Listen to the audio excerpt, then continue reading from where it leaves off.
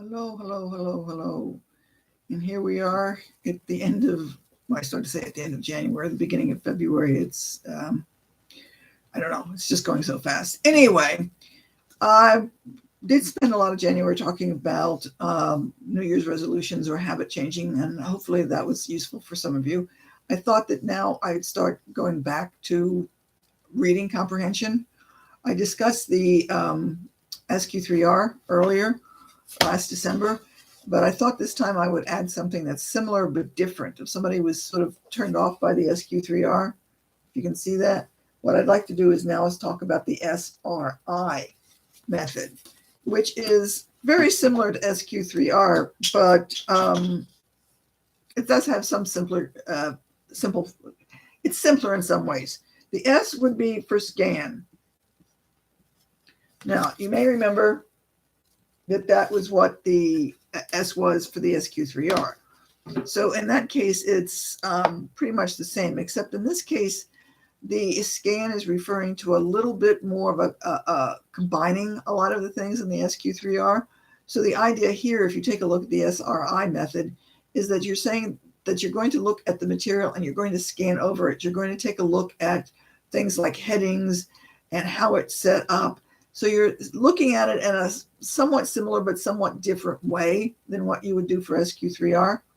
But the other idea is that when you're scanning it, you're also developing questions about what's coming up, what are you going through, and you might be looking at how things are connected, almost in a sense it's like looking for an outline, so to speak, so that you would be advised to take a look at things and ask some questions about how things were related and how they were connected. You're not necessarily looking for questions in the sense of the preview and review questions that I mentioned when we were talking about SQ3R, but you're just looking at questions that you might have about whatever it is that you're going to be reading.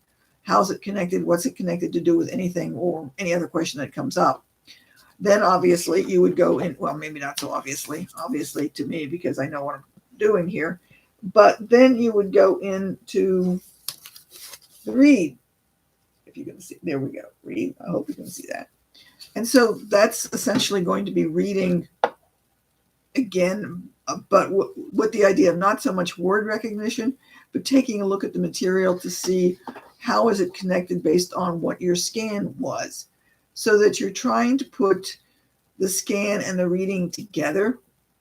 You're also starting to pause a little bit more and think in terms about what you're reading so that you can get some idea of what it is that you're trying to learn or get from that particular material. Now, the I is, whoops, that doesn't look too good, but it's, if I could spell it would help. Interpret. Whoops, interpret. So what you're doing then is after you read, you're in a sense stopping to think about what it is that you just read. Literally, what is it that I just read? How is this connected with anything? Does it make sense with what I saw at the beginning? So what you're really trying to do in some level, if you will, is take the SQ3R technique, at least the way I interpret it anyway. Let me put it that way. You might see it differently. But what I see this is somewhat like taking the SQ3R and sort of like condensing it and putting it into just 3 steps, which might make it simpler than looking at the idea of the SQ3R if you had thought about having to do it in 5 separate steps, which you really don't have to, but you might have approached it that way. So that when you're going back and looking at your interpretation, you're trying to see what is there about that particular reading that you might want to remember. Do you want to take any notes about anything? Can you essentially explain it at that moment to see whether or not what you've got is going to make sense? Because if you can't explain it at that moment, it doesn't do you any good, because you're not going to be able to explain it to anybody later at all. You're definitely not going to be able to remember to take it on a test later. Okay? So this is going to be a little shorter, I guess, at least from the explanation standpoint. It may or may not make your reading episode shorter, because in a sense, I think you're still going to end up needing to do pretty much the same things. I would strongly recommend you taking notes. Now, I haven't mentioned anything about note taking at all in here, except when I said to add and write down questions and write down their answers. But to some degree, when you interpret the reading material for the SRI method, it really helps if you put some things down in writing, because that makes the study later easier. So when you say that you have to read the same thing over and over again 2 or 3 times, if you write some notes down or interpret it like what you read, say like write a small summary of something, a section, a paragraph, the whole article, whatever it is that you're reading, you might find that it's easier to go back and study your notes if you understood the material at the time you read it. So that way you don't have to necessarily go back and read the whole thing all over again. I hope that made sense. But you may want to take a look again, the SRI method.